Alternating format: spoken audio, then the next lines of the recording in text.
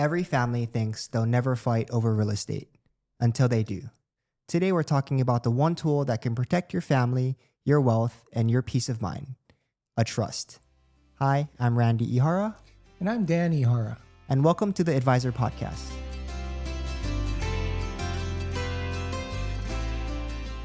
We are real estate wealth advisors here in Hawaii, and in today's episode, we'll be discussing trusts. Today's guest, we have Christina. Hi, Christina. Hi. Christina is a member of Yempuku Law and a key contributor to the firm's estate planning practice since 2020. She was promoted to a paralegal in 2021 and advanced to a senior paralegal in 2024. Prior to her current role, Christina served as the head of paralegal to attorney Stephen Yim, where she developed extensive experience in estate planning, client relations, and coordination of complex planning matters.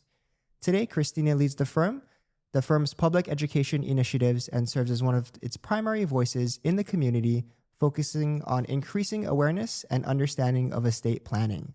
She is dedicated to making the complex area of law accessible, practical, and meaningful for the Hawaii community.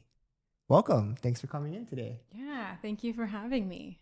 So just to start off, for the people that don't know out there, what is a trust? Yeah, so a lot of people come to us and they have different ideas in their head maybe of what a trust is. And there's really different levels of definitions.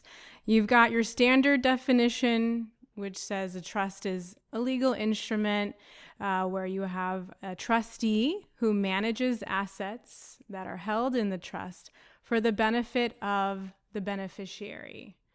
I like to think of a trust as almost like its own entity. It's not, but I like to think of it as something that you can create that's almost like a third party. It's yours. It manages and it can own assets. So you can put your own assets in there that the trustee helps to manage for the benefit of the beneficiaries. The IRS defines it as a relationship between one party that manages assets that are titled for the benefit of another. And our firm, we really think of it like that as far as a relationship, that a trust is like its namesake. It's where you establish trust and you define relationships, really. A trust is an instrument, but we're defining relationships. We're defining the inside of our family. And by doing that, by defining relationships, this is who I want to leave my things to. This is who I want to manage the assets for my loved ones. By defining the inside relationships, we're thereby defining who's not a part of the inside, the outside relationships. Outside being like the court systems or attorneys, other attorneys, or ex-spouses, if you will. Those are the outside parties. And so by using a trust, we define those inside relationships, really. We make it very clear of who's in the inside and who's to receive our assets. So, yeah, that's a really cool kind of discernment, because I think a lot of us think of a trust as, like a bucket where you put assets in, but really kind of flipping it on its head and thinking of it as a way to build trust within the family, build relationships within the family. Exactly. And that's so cool to hear. Yeah. Why would somebody want to create one? Why do we recommend it? Yeah, so there's so many reasons to create a trust. There's so many benefits. Most of the time people come to us because they hear that a trust allows them to avoid probate court. Mm-hmm. So I'll talk to what would happen if you didn't have a trust. So in the state of Hawaii, if you have assets without a beneficiary and you passed away without a trust, those assets would have to be cleared. They would go through the court systems, the probate court systems. The law has to have some kind of rhyme or reason and make sure that assets get passed to beneficiaries in a lawful way. And that's the court systems, the probate court systems. So what happens is, without a trust, and we're talking about assets of a combined worth of $100,000 or more. That's what the state says or states is substantial. So if you pass away with that amount, that value of assets or more, everything gets frozen first. All assets freeze. Then the courts appoint an executor or a personal representative. The personal representative has to then work with an attorney to file the proper court paperwork and move through the court systems to essentially clear these assets and get them to the rightful beneficiaries. One of the first things they have to do is make sure that the person that passed away didn't have any debt. Or if they did, that all debt gets paid off first. So there's a system. And what happens is a lot of times the court systems are a bit inundated. They're a bit backed up. And so this process of clearing assets can take a long time. Meanwhile, you're on retainer with an attorney. And so sometimes the process can last 3 to 5 years in this probate court. And so you're paying an attorney, assets are frozen, can't access anything. And what often happens is at the end, when everything is cleared, the assets are sort of in the estate are sort of drained, right? You had to maybe liquidate to just pay for attorney fees. So that's sort of the worst case scenario, but why people come to us in the first place is they want to avoid that. They want to avoid that court process, probate court, and a trust actually allows you to avoid it. If you set it up correctly and you connect your assets, you put your assets in there, you can bypass the court systems. So that's one benefit. Yeah. Probate is also public. Everything gets recorded. Everything that you own gets put out on paper and gets put out there. So, you know, it's a small island and everything kind of... Don't want that. Yeah.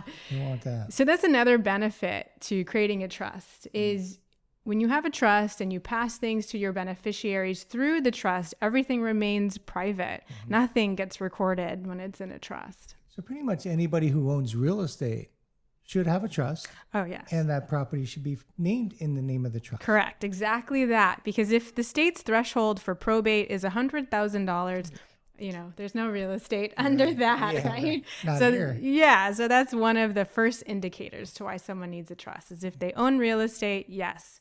Or else it'll go through the probate court systems. Makes sense. Yeah. Makes sense.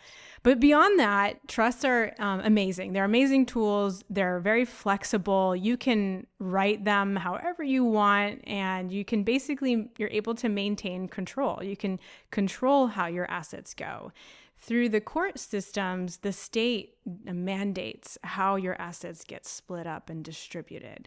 For example, if you had a spouse, but you also had kids from a prior relationship, maybe they're not really in your life anymore. When assets go through the probate court system, those children are still rightful. You have rightful heirs to your assets, even though maybe you intended to leave everything to your spouse to provide for them for their life.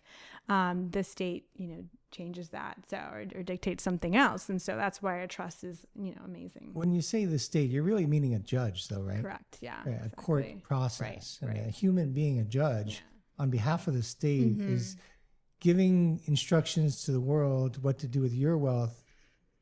But that may not be your wishes. Yeah, right. And it's sort of, they're not given maybe a lot of information and they have to, rule on not being impartial and all that. So Yeah. So obviously we want to avoid a trust. Therefore, avoid probate. Therefore, we want to make sure all of our clients have a trust. And if you don't, let us know and we'll connect you so that you can start having the conversation around how do you build one and what do you want it to look like? Yeah. And something else too that's really amazing about trusts is they offer protection. And for you as the individual maker, it provides protection from incapacity. Let's say you're the main breadwinner or you are the main control of your assets. You pay the bills, you know where all the accounts are. You might wonder, well, what would happen if something happened to me? How would everything continue to function? Bills continue to get paid, right?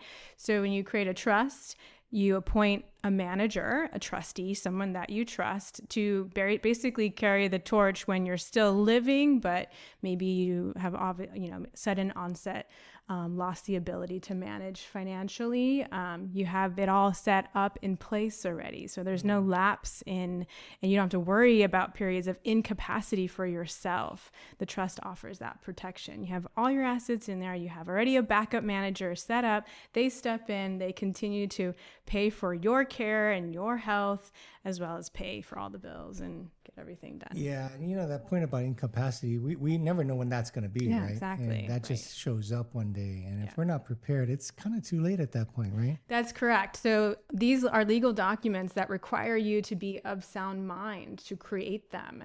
So naturally, they are something that you create now for when you need it later. It's not something that you create now because you need it now. It's just the nature of them is you create them now for when you need them later. And that's required. Yeah. We do have a lot of people that contact us that, have come into a situation and now they're kind of in an emergency and they need legal documents, but unfortunately it could be too late. So you just don't want to wait till you actually need them to go to set them up. Yeah, it sounds like when you don't have a trust, you're kind of just leaving all your assets, your family's well-being in the chance. Right, really. exactly. Right? There's no clear instructions. There's no clear definement of what's going to happen to the properties or assets or stocks. And the kids don't know what to do because there's no clear instructions for them either. And that kind of always leaves it up in the air where they could potentially fight over things that maybe could be prevented with a trust. Yeah, exactly. And a trust is also amazing for your beneficiaries in that a trust provides protection, not only for you in periods of incapacity, but for your beneficiaries. You can use a trust to protect your children from creditors, predators, or ex-spouses. That's kind of our saying, creditors, predators, or ex-spouses. Okay.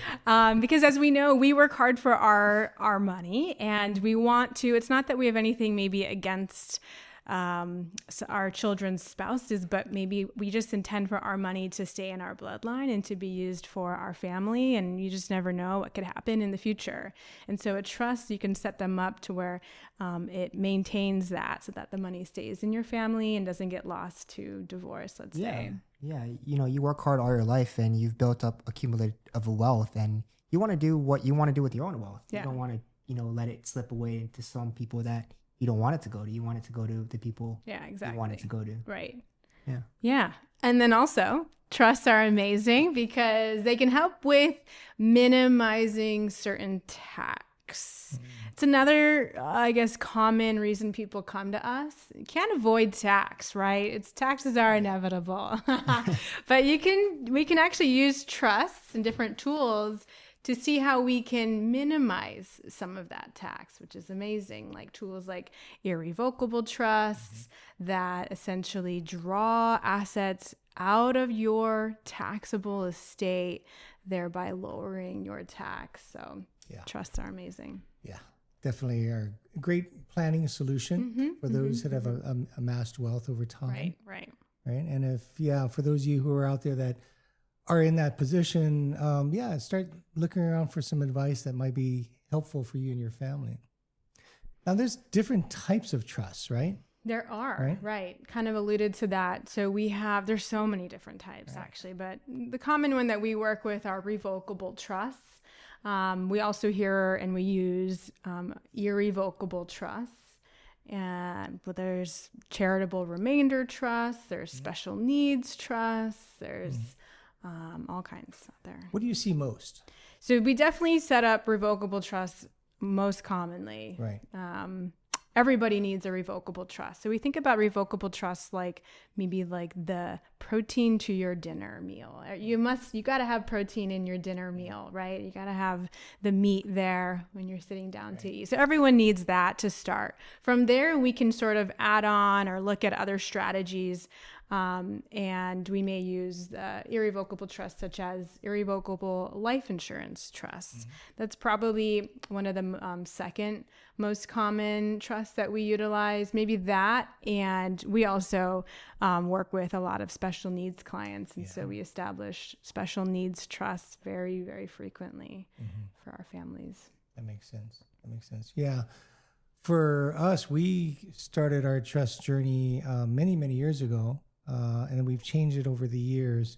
And as we So what is the recommendation for people that, like, how often should they review that trust? Yeah, so this is a really good question. I think a lot of times the assumption is create it one time, never look at it again. But that's kind of a little scary. Yeah. Laws change dramatically. The laws change. The state changes the law pretty frequently. And so you actually really want to pull it out and review it with an attorney probably every 3 to 5 years or so, we say. Okay. Is take a look, see if, also the other thing is life is fluid, life changes. You know, who we thought maybe we wanted as a backup manager 10 years ago, it might have changed.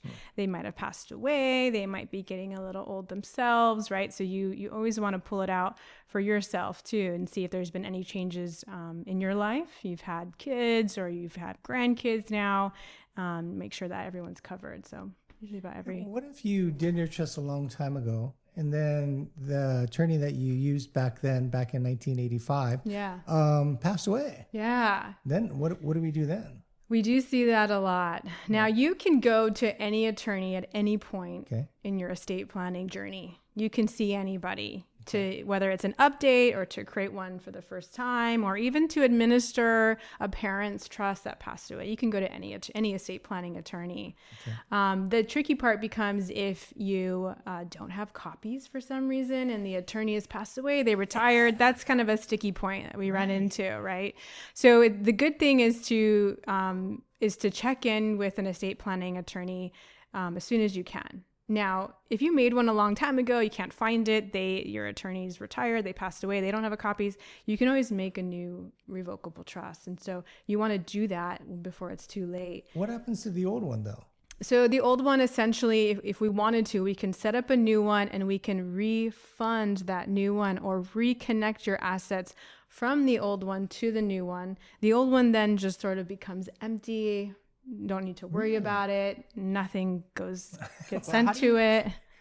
All while you're living though. Yeah. How do you know what the old trust says if you can't find it, or how do you are able to move it from the assets from one trust to another? So as long as it's a revocable trust and you were the maker, you have total control. It's another beauty about revocable trust is you can move assets throughout your life. I mean, think about it. We're constantly accumulating assets, selling assets. So it's not frozen. A revocable trust is not frozen. You're not just stuck in that 1982 trust. You know, you have total control of your assets. As long as you're of sound mind. Right. So worst case scenario would be if you lost capacity, the old attorney didn't have anything, you can't make a new one now, right? Now what? Right. So oftentimes what happens is, we have to go to court, right? So if we don't have that original, we might have to petition the courts to like basically certify that old one to be. We're in that situation now. We just found out yesterday. Oh my goodness. Oh wow. Incapacity and we have to go through the court process. Another reason to check, make sure you have everything, you have originals, make sure it looks okay, and you don't need to maybe rely on your old attorney who may not be practicing anymore. Now, are attorneys required to keep a copy?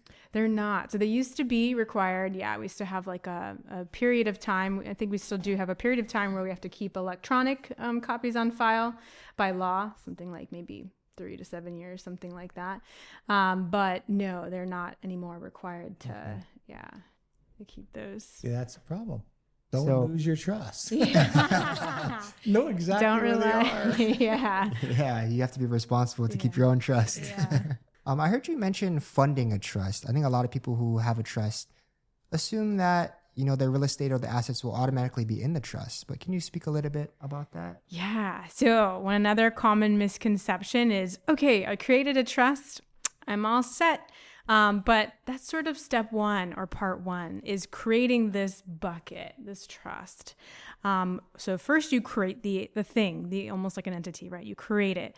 The second thing you have to do is a trust doesn't automatically grab all of your assets. The trust just basically says anything that happens to be in here, do this with it. So like I said, we're constantly maybe buying real estate, selling real estate.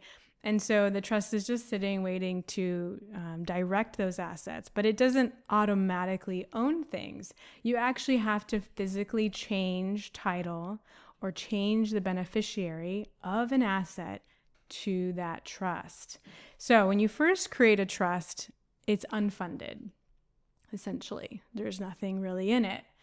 Then the next step, part 2, is actually literally contacting your investment company, seeing if you can change title to your investments to be the revocable trust of John Smith. You have to actually physically change the title, the ownership of all of your items, either ownership or beneficiary, to be your trust.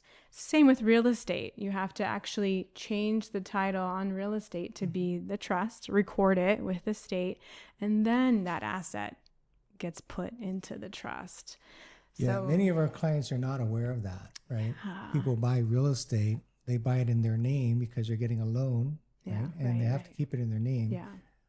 And then they forget. They pay off the loan and they forget to transfer it into the trust, assuming that the trust will automatically absorb it. And that's not true. Yeah. Right? So if you have real estate, take a look at it and see if it's in the name of the trust. And if it's not, let us know. We can probably help you get it into the form of the trust. Yeah, we have many clients, right, that have real estate that did need to hold it a certain way, but we're able to work now with the companies to still have a mortgage, but still have the real piece of real estate in the trust. And so oftentimes even we'll purchase real estate in the trust. Maybe we'll refinance, our clients will refinance. So the refinance process requires it to be out of trust. So we'll pull it out, we'll refinance. And then as soon as that's complete, we put it right back in, and that, is sufficient. So yeah, that's a big tip for today. Yeah, that could be a problem. Because you know what happens is we buy real estate, we forget about it, right? We just live in it. Yeah.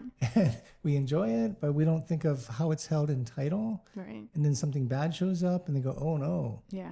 We get so many phone calls from folks that said, hey, Dan, I want to sell this property. And I look at, it's in the name of their parents, in their name, not in their trust. They said, well, they had a trust. Well, they didn't fund it. Now we're walking them through probate. Yeah, exactly. Yeah. So that's the difference between like an unfunded trust and a funded trust. And it's like I said, it's part 2. It's just as important as setting up the trust, is ensuring all of your assets, definitely real estate, is in that trust now. Right. Makes sense. Yeah. There's also revocable and irrevocable trust. Can you maybe share why would someone want to use an irrevocable trust? Yeah, so they're a little bit different. By nature, a revocable trust is a trust that you could revoke, amend throughout your life. So you can create it, but you could take it back if you wanted. You can change it. You could put things in it. You can pull them out. Revocable trusts are very flexible. They're revocable. An irrevocable trust is a bit of the opposite. You can't revoke it, can't pull it out, pull it back and say, never mind. You can't change it. It's essentially frozen the way that you write it. But there are some neat tools and neat things that we can do with irrevocable trusts. Because it's not changeable, if you put an asset into an irrevocable trust, like for example, real estate, you've essentially given that real estate away. You've given it away. It's no longer yours when you put it into an irrevocable trust. Using irrevocable trusts, let's say, you had a lot of wealth and you knew you didn't need that piece of real estate or that asset, you could essentially use irrevocable trusts to help your kids. You could use these irrevocable trusts to maybe give assets to your children in a controlled manner, not just outright in their hands, here's some real estate, but we can use irrevocable trusts for the benefit of our children, but still teach them ways to be responsible. Like, for example, we have clients where there's an irrevocable trust. It has a good amount of money in it. So the child, it's managed by someone else other than the child. The child he's an adult child. He has a revocable trust of his own. He was able to actually borrow money from the irrevocable trust to purchase a piece of real estate. And now you have a situation where that child can still learn and practice how to be responsible, pay his mortgage, own real estate, allow the real estate to appreciate and grow, but you've protected the family wealth, and you haven't outright given them money, let's say. Yeah. So irrevocable trusts are really neat. Another thing, like I mentioned earlier, is the ability that when you put your assets into an irrevocable trust, you've given it away, it's no longer yours. Well, again, if you were in a taxable situation yourself where you were above the estate tax threshold and you're going to get taxed, your beneficiaries are going to get taxed. By moving your assets into an irrevocable trust, it draws that asset out. So it means it's no longer counted as part of your ownership, your taxable estate. It's no longer counted because you gave it away. So you can do that with life insurance. You can put life insurance in an irrevocable trust, still, reap the benefits of life insurance, where if you pass away, it goes to pay for, the care of your family or pay bills. But it's no longer counted as part of your taxable estate or your net worth. So it's an amazing tool, an irrevocable trust, to lower your taxable estate. Yeah. Minimize the tax burden, estate tax burden. Right. Yeah. And then allow you to pass on more to your family. Exactly. Yeah. Yeah. And I think a lot of people, they think that they're never going to reach that estate tax level, right? But they don't realize that they're an asset that's growing in value. So now if they're 60, they might not be under it. In 20, 30 years, that asset's double, tripled. Yeah. Now they have a problem. Yeah. Right. Yeah. And the state of Hawaii's threshold is actually considerably low, 5.49 million, which you have a couple pieces of real estate, you're really close to that threshold. So it's more realistic for the state to bump up against that threshold than you may imagine. Yeah, it's a smart move. Yeah. Once you've amassed wealth. Yeah. For certain. So what are some of the biggest challenges that, you say your clients face on a daily basis? Yeah. So one of the biggest challenges that we see from our clients that come in is, our whole goal becomes maintaining family unity. That's one of the biggest challenges. In this generation and in this wealth transfer that we're seeing right now, litigation or going to court and suing each other is at an all-time high. And so one of the biggest challenges is how do we maintain family unity, family harmony, especially if we have, for example, one piece of real property, one piece of real estate, and we've got multiple children, 3, 4 children. It's one of the biggest challenges is what do? We don't want to tie multiple beneficiaries to one piece of real estate. If we imagine what would happen leaving one piece of real estate to multiple children, first of all, now we've fractionalized this real estate 3 or 4 ways. And then let's say one of those children, maybe they had passed away, and so now their kids kind of get that piece or that share. And let's say there's 3 kids from that one child. So now you have 7 different parties that own one piece of real estate. So that becomes a challenge, that our clients face is, how do I maintain harmony? How do I ensure equal, or how do I make sure my children get what, I feel is equal? And we have to sit down with them and devise a strategy or a plan to maintain harmony, maintain relationships, not, set up one piece of real estate to multiple hands, but we set up tools. What can we do to, ensure everyone kind of feels like they got their equal, I guess, inheritance? Can you share maybe some examples or solutions that you provide to your clients that can prevent family disputes, right? Because that's what we all want at the end of the day, for our kids to love each other. Yeah. So there's a lot of great tools that we implement.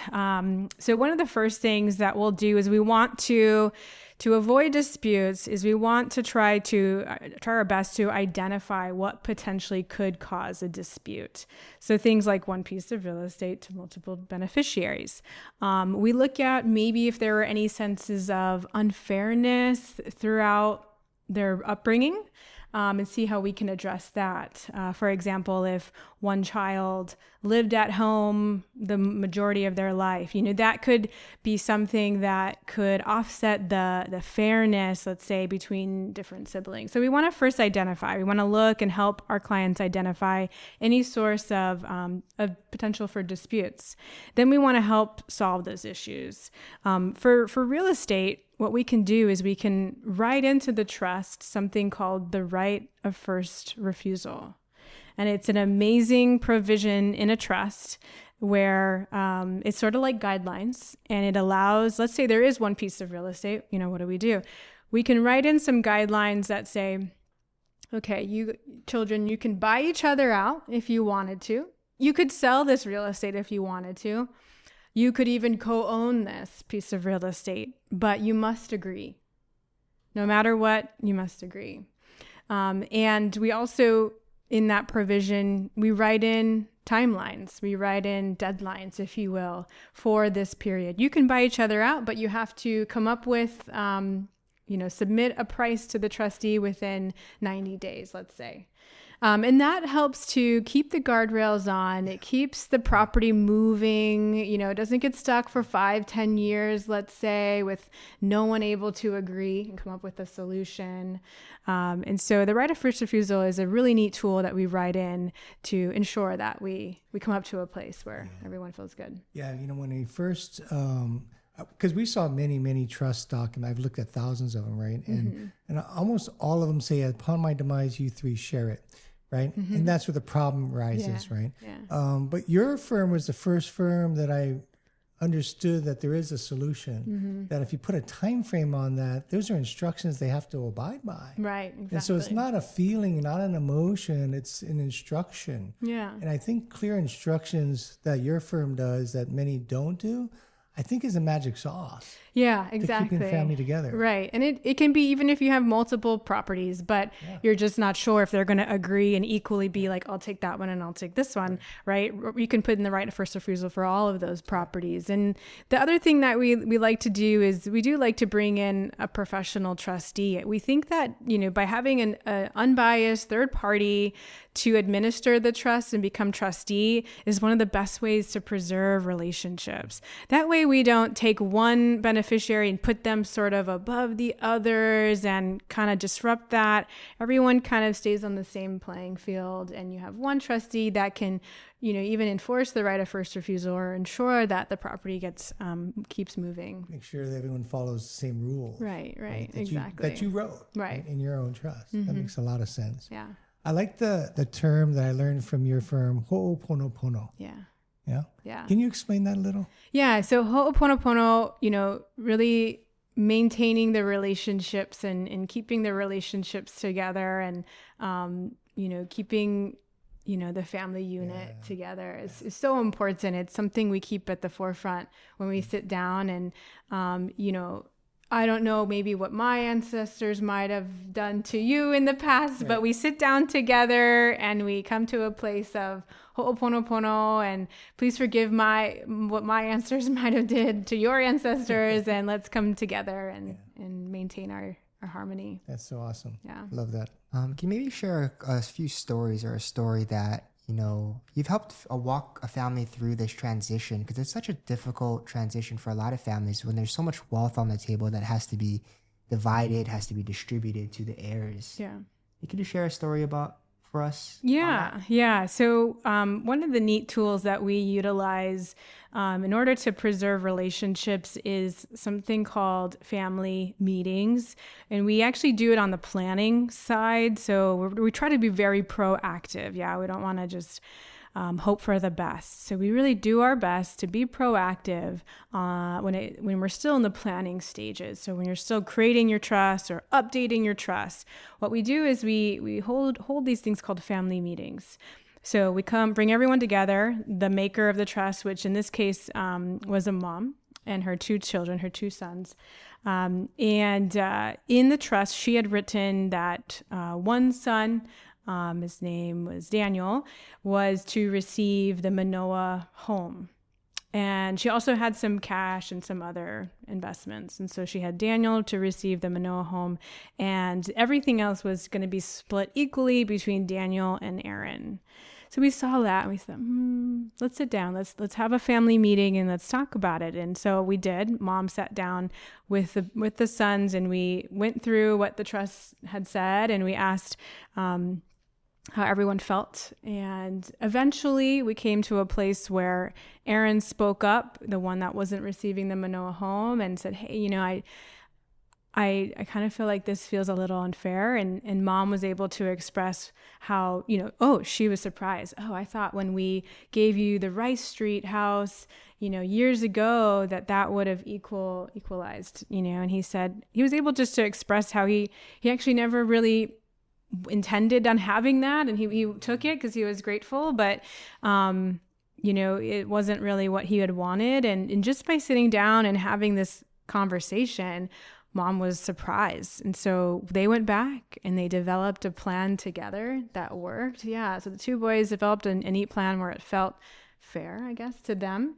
Mom was happy. All Mom wants is for her boys to get along and not to fight. That's her only intention. It's not necessarily that you must have Manoah and you must have, this.